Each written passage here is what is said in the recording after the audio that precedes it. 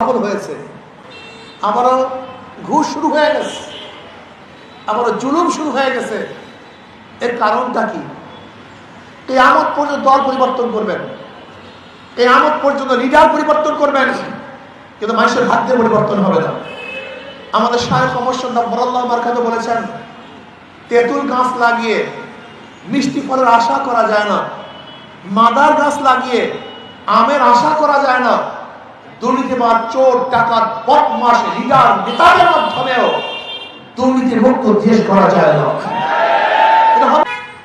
5ই জুলাই আমরা সমর্থন করেছি, আন্দোলনে সম্পৃক্ত হয়েছি এখান থেকে। অত আজকে জীবনের মায়া ত্যাগ করে রাস্তায় ছিলাম, আন্দোলন করেছিলাম, সংগ্রাম করেছিলাম মানুষকে শান্তি দেওয়ার জন্য, মুক্তি দেওয়ার জন্য। দুর্নীতি গ্রস্ত সমাজকে পরিবর্তন করে ন্যায় ইনসাফ বাস্তবায়ন করার জন্য, সাম্য, মানবিক মর্যাদা, সামাজিক ন্যায় বিচার প্রতিষ্ঠিত করার জন্য। কিন্তু আশায় ঘুরে বালি, কিচ্ছু হচ্ছে না, হবে না, হতে পারে না।